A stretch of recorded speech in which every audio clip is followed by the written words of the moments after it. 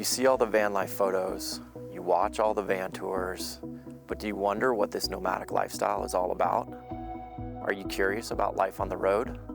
Social media calls it #vanlife. We call it home.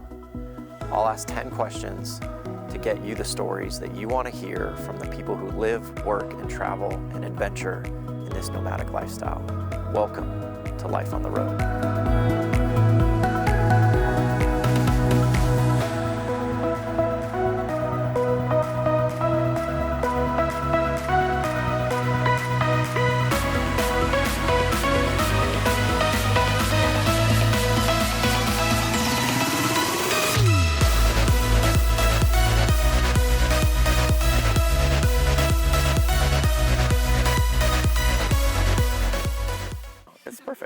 So, you good? Yeah. Okay. I'm good. Welcome to another episode of Life on the Road, where I ask 10 questions to get you the stories that you want to hear from their life on the road. Welcome, guys. Thanks for having us. Yeah, this is fun. This is going to be amazing. We've been talking about doing this maybe since I started the show. I've wanted to have you guys on the show forever and ever and ever. Had no idea you were coming. We're at Descend on Pinnacles, Descend on Bend event here outside in California. Learned you guys were coming hours during the start of the event, and then was so excited that we had to do an episode here in Descend. So yeah, I'm excited you guys are here. Yeah, we're excited to finally do this. You just got married. Yes, we So did. we're going to say congratulations to that, obviously. I feel like you guys were married a long time ago, but it's actually now official.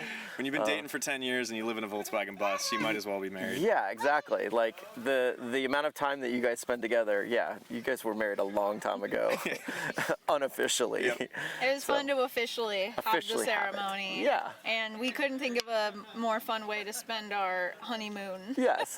It's funny, we are having this conversation before, like, you know, and I think you put it perfectly in terms of, like, you know, normal couples, we'll call them carpet walkers, shout out Blakely, who live in an apartment. You know, they have their day-to-day jobs, they get married, and then they want to go on a honeymoon because they haven't spent that much time together. You guys spend every day together and have for years and years and years.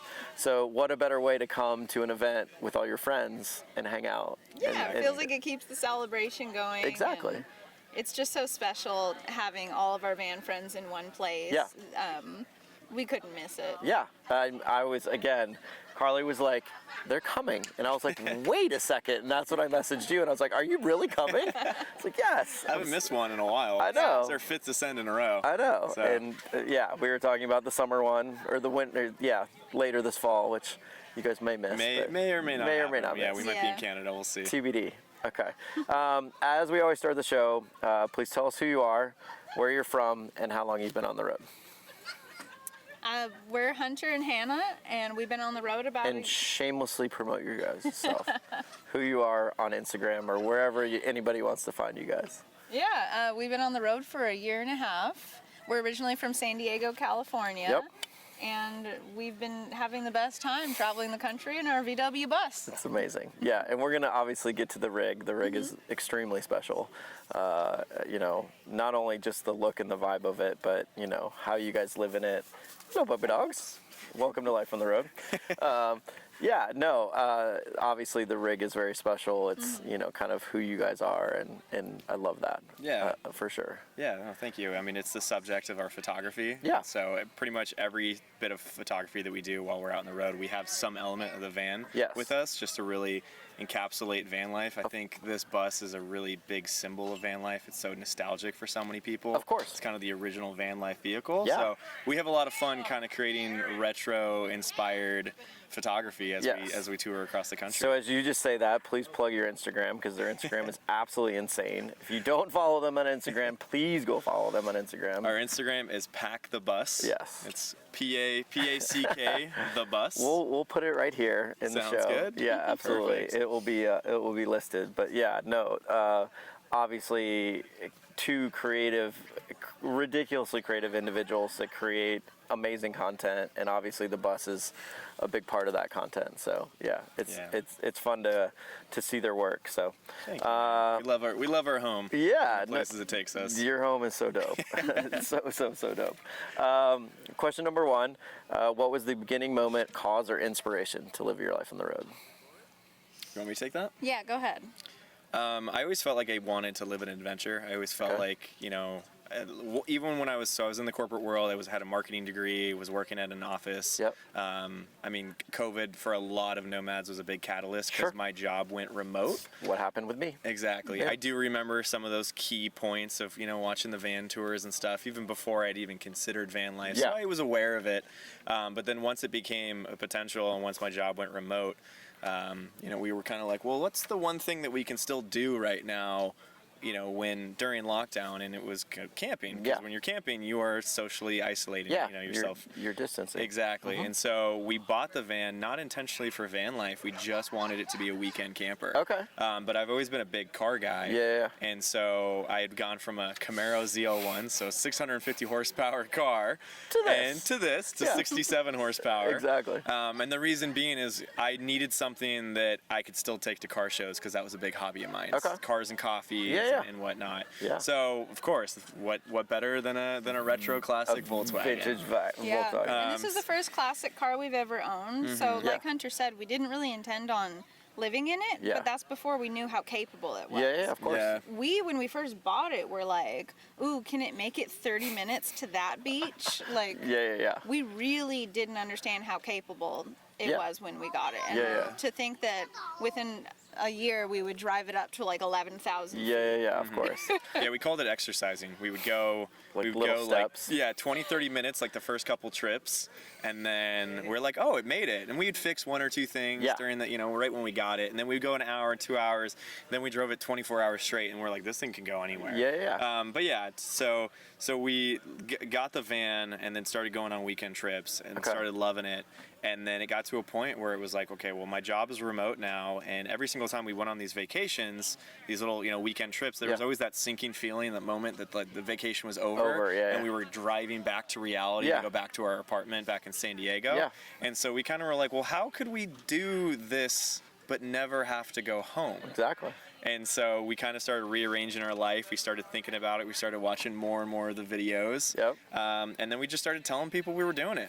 And once we told people, we had committed. We had 6 months of a ramp when we told our you know, we were getting rid of our lease.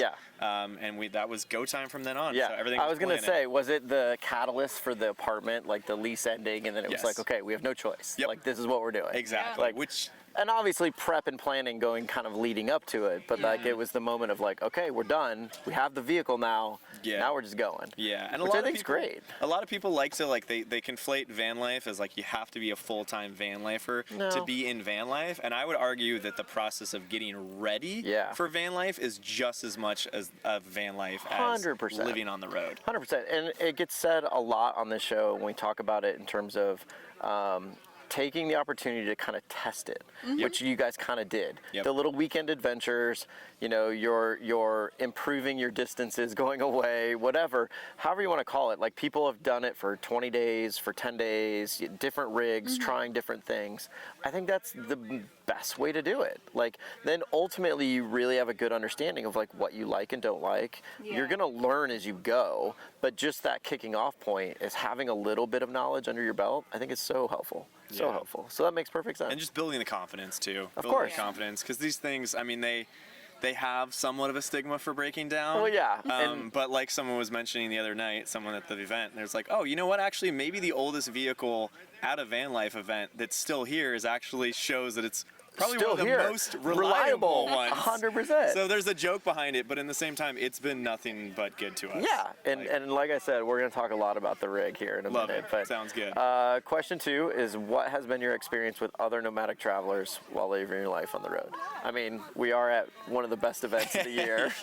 That we are. It's the perfect lead up for this question. I mean, we've definitely genuinely made more friends in the last couple years than we have, I think, in the rest of our adult lives. I think I could not agree with you more. Like, it's that's what this community is. I personally thought van life was going to be lonely. Yes. I thought it was just going to be Hunter and I occasionally meeting somebody at a campsite. Yeah.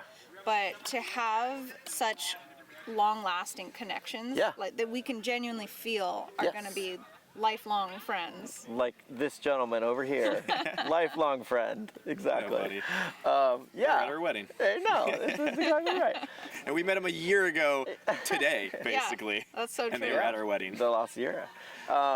Yeah, no, and again, like it gets spoken all the time on this show is, you know, the nomadic community is truly a community. Yeah, like, it really is. It's such, you know, close friends that I've met in the last year on the road.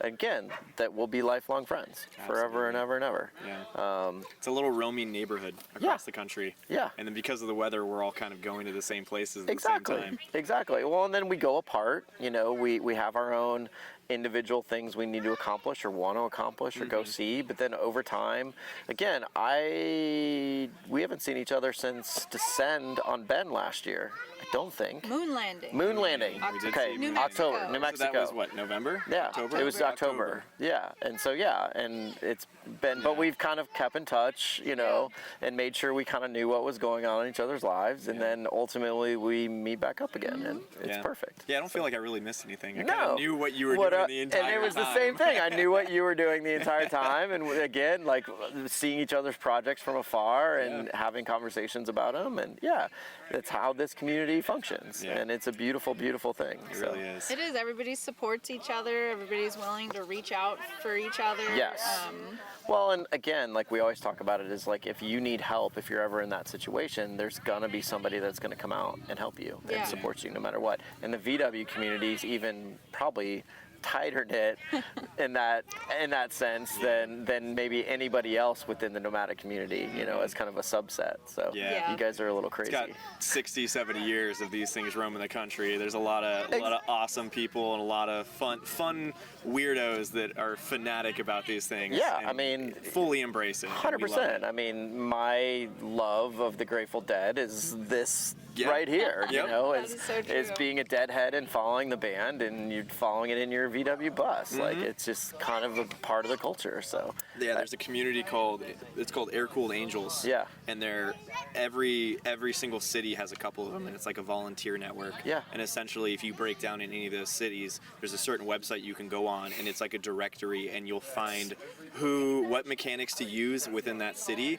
and who will offer you a driveway to sleep while you're fixing your bus. That's absolutely incredible. Wild. Yeah, exactly. And that's like, you know, just the VWs. For the VWs. Yeah. I'm sure others have similar stuff. Yeah, but this is the most seasoned one because it's been around the longest. Yeah, it's been around since the 50s and 60s. Yeah, for sure. So, which is incredible. The VWs have been so important to so many people, whether they've owned one and they're older, or their dad owned one, or it's touched a lot of people. Yeah. So I feel like there's been a lot of people that we've met while on the road that we never in a million years would have had anything in common to start a conversation with. Sure.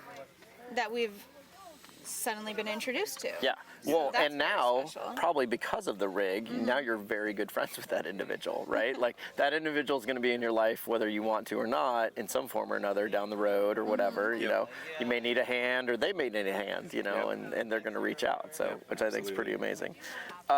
Question number 3 is, what has been your biggest triumph, and what has been your biggest failure while living your life on the road? Biggest triumph I personally would consider is Hunter and I learning to work together. Yeah. Especially on a creative project. We have never, in our 10 years together, had that before. Okay. We've always done our own thing. Okay. I've always been in kind of a creative space with what I've done before this. Sure. So we've had very little overlap of creative projects. Okay. So to suddenly have that and learn to work together on it well, and learn to listen to each other, communicate about it, share ideas, compromise on something like that has been very new to us. It took us a bit to really feel like we're in a good place about it, but we do now. Okay. So it took some work, but that is what I would consider our greatest triumph, well, is learning to work together. Think about it. Like, most people I feel like, you know, have a hard time just being married in general, right? Now put yourself in, what, 20 square feet? I don't know how big the van is. We haven't even bothered to do the math. Do the math. It's tiny. It's very small, right? And the fact that you're on the road now full time and you're always together, you know, and now you're working together and trying to be creative together. Like, all of those things are hard by themselves. Yeah. And then, you know, to now run a company and business together and be creative together, that's like a whole nother level. So, yeah, I mean, kudos to you guys for figuring that out. And, you know, I'm sure it's never always perfect, but at the same time, like, the work that you guys produce obviously show that you're figuring it out. That's for sure. Man. It's a fun process, just getting better, learning every single day. Yeah. And we learn together. If I was to add on to the Triumph, on top of that whole process and working together, we just planned a wedding for the last year. And so while we were doing all the business stuff, let's add in another crazy thing. And it was a traditional wedding. It wasn't an elopement wedding, which elopement weddings are beautiful, but they're a little more simplistic. This was a full-blown wedding back at our hometown. And so coordinating with all the vendors and whatnot, and all the people and all the things that go into a wedding. Yeah, while you're on the road. While we're on the road. Working. Yeah. So that was a big triumph, and we got to celebrate that last week. Heck yeah. It was really, really special. Yes. I saw some snippets of photos. I can't wait to see the whole thing. Yes. And yeah, it's going to be pretty epic. Thanks, so man. Amazing. And then your biggest failure? I think the biggest failure is that I can't drive it still.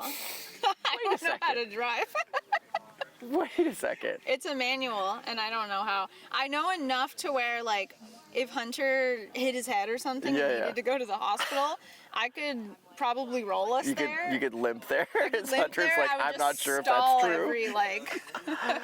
That is hilarious. She has as long as I don't in have driveways, to reverse. I always forget how to reverse. Yeah, and then we've practiced at like places like, you know, BLM land, like Alabama Hills, yeah, where it's just one dirt road with no traffic. Like, she's driven around while we'll do drone shots. Yeah, I was gonna say, like, I know you're shooting, and I'm assuming you were driving the rig. Very rarely. We do have a method to circumvent. It's a little silly. Yeah. So on public roads where we don't feel comfortable fully letting Hannah drive because she's still practicing, if we do fly the drone, I typically fly the drone because I have a little bit more practice with that as well. Yeah. And so what we'll do is I will still do the foot pedals, so I'll still do the clutch, acceleration, and brake, and Hannah will reach across and she'll do steering. We only do this on straight roads. We don't do it on anything that's dangerous. Is this something we should be telling people? It's fine. It's okay. And so we go 10 miles an hour. No, we go 10 miles an hour on a back road that has no cars. Yeah, it's the only place we'll use it. Of course. And so then I'll throw the drone up, and that's how we'll film our drone videos. That's hilarious. Absolutely. Some like truly incredible teamwork. You know, getting some video content done. So gotta do what you gotta do. I absolutely love that. So I mean, it's not necessarily a failure, but like, you need to learn how to drive this thing. I Any think. more deeper failures you feel? Yeah, I was gonna say instead? anything else. No, I think that works. Yeah. I think that's a good one. Okay. Yeah. We've had it for 2.5 years. It's about time. Yeah, you need to learn how to drive that thing. Yeah. I like to be the passenger, and I like to pick the music. Yeah, I navigate us everywhere. Yeah. She is a great navigator. We have our jobs. Of course. Yeah, that makes she's a great sense. navigator. I have no like frame of reference as far as time and space and whatnot. Like, sometimes you really won't know where we are. You're like, are we east or west of Las Cruces? How do you not know that? It's been the greatest journey ever. She just tells me where to go, just and when points to turn. the van, and so there'll be times where I'll look at the GPS and be like, oh wow, we're really south, because I haven't looked at a map in like 2 months. That is incredible. So for me, I'm just rambling across the country, and she's the navigator. That's perfect. I love it. It works. I love it. Well, and question 4 rolls right into you guys working together is, did you start your life on the road as a couple? And what is it obviously like living your life on the road as a couple? We've kind of touched on it. Yeah, so we've been dating for 10 years. We've been dating since freshman year of college. Wow. We, funny enough, went to the same high school, same graduating class, didn't know each other. Wow. Yeah, it was bigger class and whatnot. So we met in freshman year of college. We instantly kind of clicked. Yeah. And we've been working together, and like ever since, and we've had such a great relationship. We've done really cool things. Like we did 6 months abroad in England. We had to do that for a graduate program. That was a pretty good test of learning to travel and kind of navigate new spaces together. And that was actually, if looking back, that was funny enough, like our first tiny home experience, because our apartment was like 250 square feet. Really small. Tiny. Okay. And not much bigger than this thing. Yeah. And we did fine. You know, it was school on the weekdays and traveling across you know, Europe on the weekends. It was amazing. It was really cool. So we did that, and that was for about 8 years. Well, not the UK stuff, but dating for 8 years. And then we have been in the van together for the last year and a half. Yeah. We took off January of 2022. It's amazing. We had that 6-month kind of ramp-up time where we were still living in an apartment. We were really getting our ducks in a row. Yep. So that was cool that it was like both of our decisions coming together to want to do this. Yeah. You initially had the bug to do it, and then I was also kind of in a place where I was really reconsidering how I wanted my days to go. Yeah, of course. Like how I wanted time to be spent. Yeah. And so we both agreed that it was something we wanted to try, and I think I've always been very thankful to have a partner that has been so willing to try new things and kind of break out of the normal way to do sense of adventure. Yeah, exactly. That makes perfect sense. Well, and again, I think it gets talked a lot about on the show in terms of relationships on the road. There's kind of like two camps that are forming on the show. You either have two separate rigs and you have probably dated while you met on the road, or you came together but yet you have two separate spaces, or you start together on the road and you buy a rig or design a rig together and then venture out. Which, you know, I think makes perfect sense in your guys' sense. But, you know, to your point, you know, having a partner that is in line with the thoughts and ideas that you want and the desires that you want, you know, kind of makes it easier. It definitely did. I mean, we had a pretty strong foundation in our relationship ahead of time, and I think that helped a lot, and it's a very new thing for both of us. Of course. So adapting together wasn't, I think, the hardest thing. I mean, having like 8 years under your belt before you got on the road, that's pretty incredible. But to take that even further though, like we'd been dating for 8 years, and this is probably a theme that you've also heard from couples, is when you're doing van life together, it's van years. And so, like, you know, 1 month of a relationship in van life is like equivalent to like 1 year. Exactly. And so you really get to work through some stuff. You really do some self-learning about yourself. You do some learning about your partner. And what we've found in the last year and a half while our life on the road is we've both kind of individually now understand our own strengths and weaknesses. Nice. And the beauty of it is now that we both understand ourselves, we're able to work together to kind of like contrast and complement each other. And so in certain areas where, you know, I'm good at, like, you know, or let's go this way, like in certain areas that I fail at in terms of like my weakness, like Hannah is actually really strong in that regard. And we find that happens more and more when we look at it.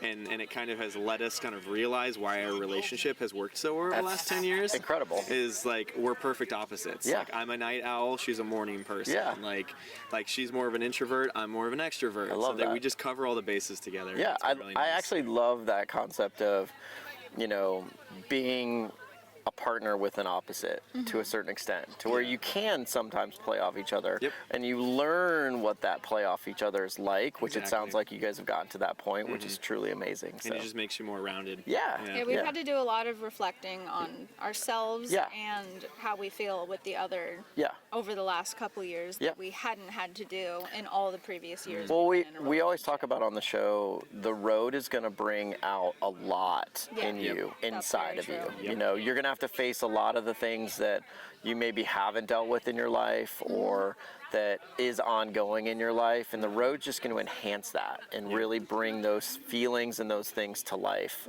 faster. And so, you know, it gives you, I mean, it sounds like obviously you guys turned it into such a great opportunity to learn about each other along the way, which is pretty amazing. So kudos to that. It was the one last test run before the marriage.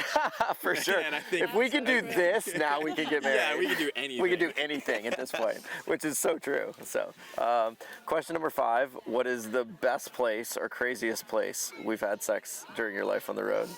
We or we? We, not we. We. Wow, I don't want to be boring, but I don't You guys have been to some epic locations. We have been to some amazing locations. I mean, I'll leave the details out. Yeah, the question doesn't include details. Of course. There's a really special spot that we love in the Glen Canyon National Reserve out in Utah, South Utah, that overlooks Monument Valley. Yep. About 40 miles in the distance. Yep. And it's our heaven on earth. Hell yeah. And if we could spend every waking moment there, we would. That'd be the spot. And I would love my ashes to be spread there. Heck yeah. It's that special of a spot. Have I ever said that? No. Yeah. Obviously, wow. We still have a lot of places to go to adventure to, so maybe that question will change. Yeah. But as of right now, it is on a cliff in Utah that overlooks Monument Valley. There you go. It doesn't get much better than that. Yeah. So it doesn't. Question 6 is, how do you make money living your life on the road? So when we first hit the road, Hunter was still working full-time for a digital marketing agency. Okay. Doing search engine optimization. Okay. And he still does that now, just not full-time for an agency. He has his own clients, so he can kind of make his own schedule now. Sweet. But together, we've kind of formed a photography and content creation business. Yep. And that's been really fun to work on together and to grow like a client base and keep getting better at these new skills that we've taken on since doing it. We never would have guessed that this is what we would be doing a few years ago, but it's been really fun to see progress in ourselves in that and continue to be able to fund the road trip. Yeah. So we'll do like sponsor posts, we'll do product photography. Of course. Kind of like brand integrations and stuff. And that's been really cool. And one thing Hannah didn't mention, so she was doing wedding cakes before we took off. Yeah, and my job was very not remote. Couldn't do. Yeah. So when we had made that decision, I was still working at the agency full-time 9 to 5, and I also had consulting. Okay. And so we knew that by getting rid of our rent, it was basically freeing up the money that Hannah was making, because wedding cakes, it's an amazing career and very an amazing creative outlet, but it isn't the highest paying. And so by Hannah leaving it, and it's not to say that she can't go back to it when she wants to, not having rent really took that pressure off. So it allowed her to do that, allowed us to take off.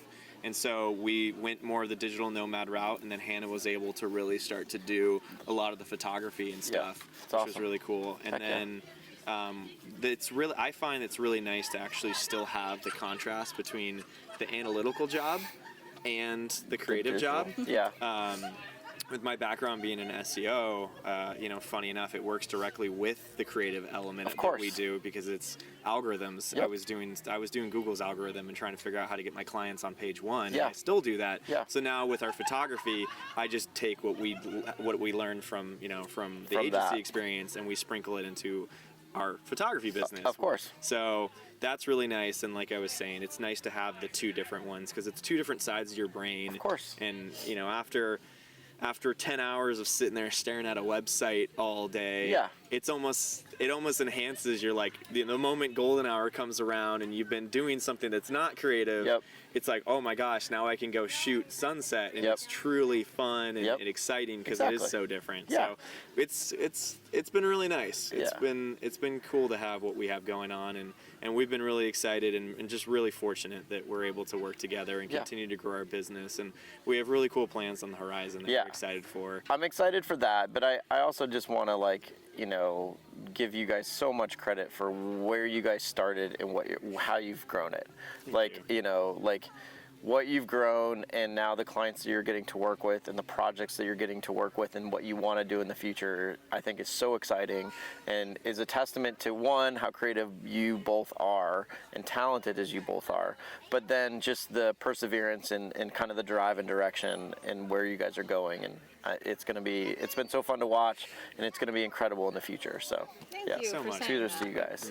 That means the world. No, I mean, honestly, again, I've only been in the world a year, and obviously you guys were one of the very first Instagram accounts I kind of discovered, and it was because of the photography side. It was the visual side for me. I mean, obviously the rig is ridiculous. Star of the show. But at the same time, I was drawn to the creative side that you guys were both putting out there, and now it's been fun to become friends and shooting together and spending time creatively together, as you and I shot all last night, walking around. Yeah, I mean, that's been something that I've admired from afar, and now having gotten to know you guys, like, I'm just so impressed with. So thanks so much. Kudos to you guys. And it's been such a pleasure getting to see what you do and on your photography journey in this thing. Every single episode evolves, and it's such a cool experience to watch. Thank you. I appreciate that.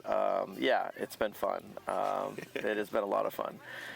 So now let's talk about this thing. What is your vehicle? Who built it? And why did you choose it to live your life on the road? So our bus is named Luna. Luna. 1974 Volkswagen bus. Okay.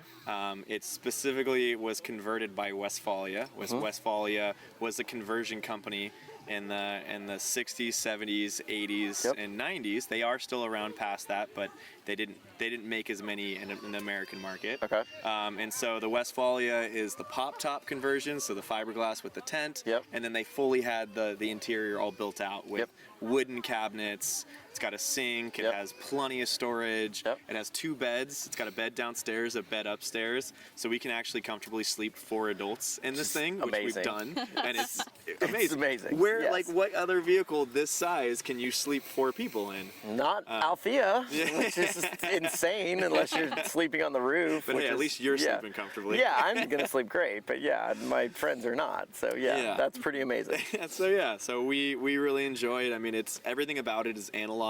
Yeah.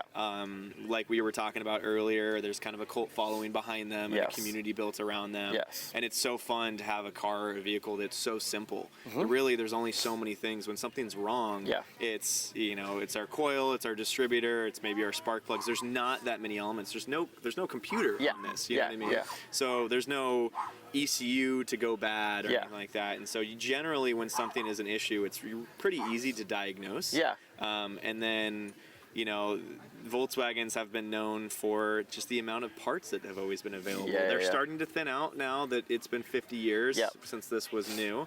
But they made so many of these in the 60s and 70s that so many of them ended up in, warehouse parts and junkyards and stuff. So these buses that are still on the road, they're actually like, what would you say? Like, they've compiled they've been swallowing other buses for the last years. 50 years. Yeah, 100%. And so like this bus is not original. It's got a distributor from another bus that it's got a distributor from a bus that we know did the Pan American Highway. That's incredible. And so it's almost like you're taking little pieces of history with you and including them and now adding them into your vehicle amongst itself. So, exactly. I mean, we just talked about and before we started the show, you guys have a pretty amazing mechanic that we can say who he is, whatever, if you want to. But like he dropped his engine and did like almost like a full engine swap in like a day. Yeah, 2 and days. got himself back on the road, which is insane. Yeah. So our mechanic, his Instagram is Air Schooled. Play on the words with we air cooled. We will 100% plug that. And he's a traveling mechanic. He travels 6 months out of the year. But not only does he do that, but he does it in a Volkswagen bus. Yeah. And he does basically house calls like a doctor would. Yeah. And so he books a tour across the entire country, and he goes to Volkswagen bus owners in their driveway, and not only does he fix their Volkswagen, but he teaches them to fix their Volkswagen. And that is maybe what the coolest thing is about it. Like, and again, it goes back to the VW community, and again, like there are a lot of tight-knit groups in the Nomadic community. Maybe the VW and the Vanagon group is like, I think, it has the deepest history. You guys are a special bunch for sure. Let's talk about the look of this. Okay. I specifically want to get to the stripes, the colors, the graphics, why and how, and the reasoning behind. So. When we got the bus, it was all just white, and we felt like it had no personality. We would show up to van gatherings and VW events, and people would have blue and orange and green and tie-dye. And tie-dye. The deadheads. Personality. Exactly. And, so we wanted to put some sort of decal on it that we felt paid homage to the 70s. Some nice warm colors, retro stripes. We went back and forth on it and ended up working with an artist at a wrap shop in California. and he wraps Lamborghinis. Yeah. And when he wrapped this thing, he was like, "This is the best wrap I've ever done." Excited. Yes. So excited. It was really, and it just goes to show you like how great a vehicle it was and how appreciative like people are of these vehicles. You know, at the end of the day, like to be able to work on them or with them or in like some form with them. There's just something so cool about them. It was really cool, and like we had found inspiration online for like similar stripes, and so giving him kind of his artistic, you know, like permission to change it how he wanted to see it. So we had gone through multiple color renditions. We had changed the sizing. We made it, you know, from the original thing that we had, and we made it bigger. And he had, you know, basically he had feedback and elements that he added to it because that's his artistic. Truly creation. a collaboration between you guys to come up with so this. to come out at the end with something that's completely unique to us, 100%, has been really fun. Yeah. Well, and again, now it's truly synonymous with you guys. Like this is your brand. This is who you guys are, and you know, and that's honestly what van life is all about. Like your rig is truly personal to you. Like Althea is very much me. We're staring at a ton of rigs right now, and again, there's no right or wrong way to do van life, and this is obviously so perfect for y'all. And I love the story of Luna. Yeah, you nailed it. Vehicles are like an outward expression of yourself. Yeah. And all walks, not even just vans, Yeah. muscle cars, all sports cars, all that kind of stuff. But like, especially when you're living in a vehicle, your vehicle becomes that much more special. 100%. Almost has a soul because it's your home. Yep, exactly. And so just like you would decorate an apartment, you decorate your rig, and it's an expression. So we had a lot of fun kind of working together to figure out what our expression was going to be. And I mean, it's been a fun journey. It's truly beautiful. So she's honestly one of my favorite subjects to photograph. She photographs so well. It's almost like a cheat code. When you take a camera and you point it at this thing, it looks good in front of so many backdrops. 1,000%. Check out the Instagram on my page right now as we just posted photos of this rig. So no, of course, and we'll drop a ton of photos from you guys and from I've taken over the years as well. The little collab we did with the Althea Descend on Bed last year was so good. To see them side by side, and the contrast and the size was so good. We'll definitely post some of those photos because she could pretty much fit in Althea, basically. Which is amazing. Question number 8, excuse me. What is your best bathroom, number 1 or number 2 story from life on the road? Any horror stories? Obviously, we don't have a toilet in the rig. No, we do not. Yeah, there's not enough space for a toilet in the rig. So we don't do city camping pretty much at all. Yeah. Because we just don't. Can I tell the Baja story?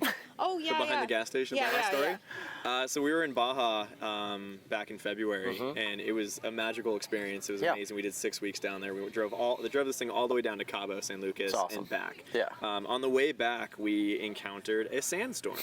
It was the last day. We had a spot. We had a photography spot in mind that we wanted to get to, so we were pretty set on getting there. And had to get to this camp, so we were really pushing for it. So we're driving down the hill, and we see a giant sandstorm in front of us. And we're like, it got scary.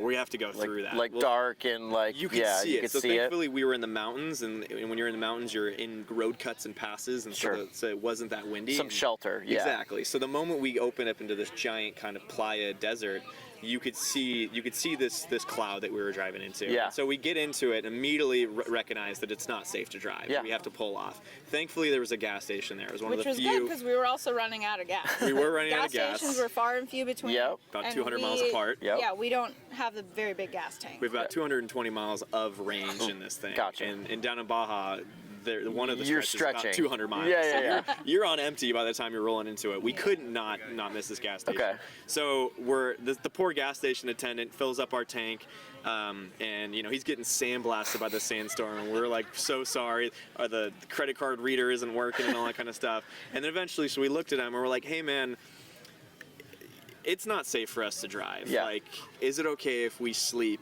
in the backside of your gas station? And he goes, sure thing. In fact, actually, there's already a couple vehicles back there. You're not the only one that's taking shelter from the storm.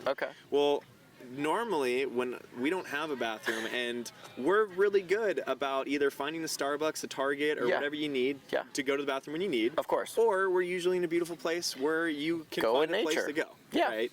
And so we don't, like Hannah was saying, the gas don't station do was urban closed. camping. There was nowhere for us to go. Couldn't go outside. No. Yeah. You didn't want to get sandblasted.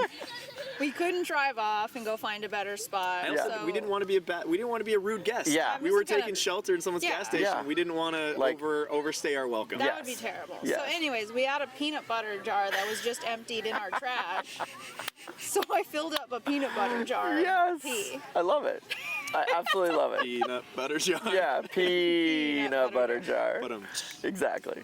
So I love there it. you go. Perfect. That's our story. I mean, that's how it works. Yep. You know, I always say you're not a true van lifer till you've had pee on your floor. Like, it's kind of a staple. That's like, it is what it is. Yeah, whether it's kicking over a pee jug or a overflowing, pee bucket that you're trying to empty from your composting toilet or whatever. Yeah, we really try and avoid that because we have 50-year-old carpet. Exactly. It's not ideal. We don't have, the vinyl laminate. Yeah. No floors, You have, vintage carpet. Vintage green carpet. Yeah. Which is amazing, but yes, very problematic in the bathroom sense, Question number 9 is, what has been the happiest or hardest moments of your life on the road? Happiest moments, I think, have been when we've arrived at destinations that we'd been looking forward to, and they've exceeded our expectations. Yeah, that's a good one. Like driving into Yosemite Valley or driving on the Going to the Sun Road in Glacier. Yeah, Glacier. Yeah. Seeing Monument Valley for the first time. Yeah.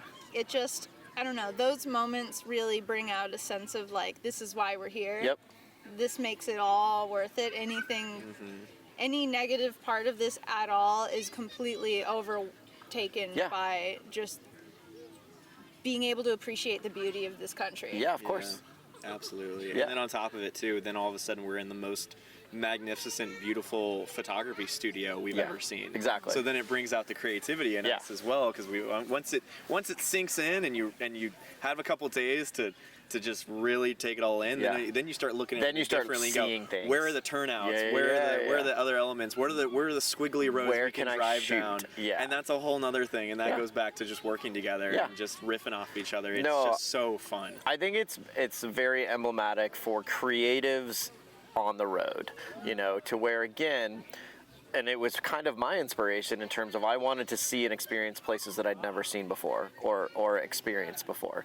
And so, to your point, driving into a beautiful location, it's just awe-inspiring at the end of the day.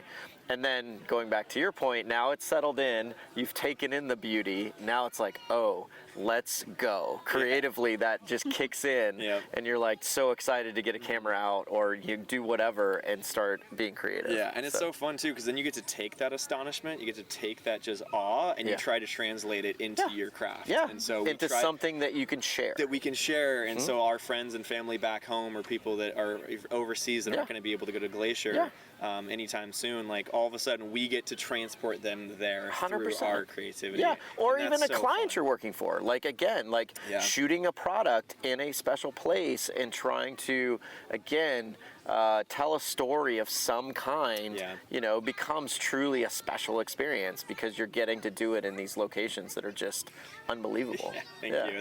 That's one of our biggest pitches to our clients is the fact that, hey, a lot of people want to rent a Volkswagen and get a photography crew and get all the things that you need to do a full production shoot with this kind of vibe. The beauty of it is we just tell our clients, we're going there. We're going there no matter what. So either hop aboard and come with us or not. You know what I mean? It's a very, we're going to enjoy ourselves no matter what. 100%. But if they want to come on and we get to make some money, doing what we're doing too, that's just a cherry on top. Yeah, I absolutely love it. So what's then been the hardest, if those were the happiest? I think the hardest moments are little moments where we're kind of reminded that not everything's going to go exactly the way we want. Weather isn't always going to be what we need it to be, especially with a van that doesn't have heat or AC. We sacrifice a lot of comfort for the aesthetic. I get it. And so we're not as insulated we don't have air conditioning. We don't have a radiator. We're air cooled. Yeah. Like, so when it's 104 degrees out, it's 104 degrees out. You're gonna struggle. And we start struggling, the bus starts struggling, the thing starts sputtering, backfiring. Yeah. I mean, we've killed starter motors. And when we went to when we were in Eastern Washington this year, it was like 104 degrees. Our starter stopped working, and the van kept stalling. So then every stoplight and not being able to turn it back we on. had to restart it. I was jumping out of the van, going behind, giving the bus a good push in the middle of the street with cars whizzing around us. Just popping that clutch and running. Just go. So that's like, it's not ideal. It's stressful. Yeah. It kind of goes, I'm sure a lot of people have said it like, oh, van life isn't always being in a beautiful place. Of course. But all those good moments have outweighed the struggles that come with it. I think you struggle in any aspect of life.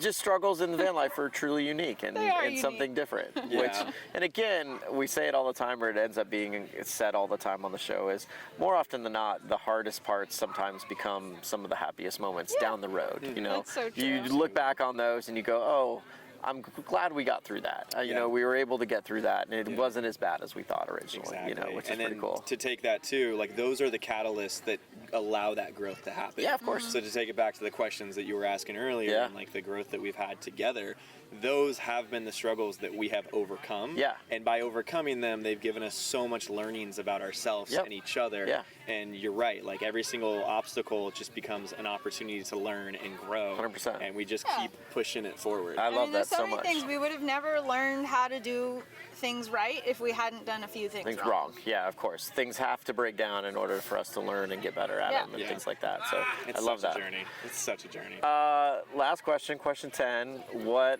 Define hashtag van life in your own words, and then provide a piece of advice for somebody wanting to live a life on the road. I guess hashtag van life to me seems to be anybody who just wants to spend their time where they want, doing kind of what they want, more than say a normal structured life would a standard allow for. life. Yeah, of course. So anytime you want to just kind of break away from maybe what's comfortable to do, to be able to prioritize experiences, prioritize adventure, and just break out from what you think is possible. Yeah, I think it's really well said.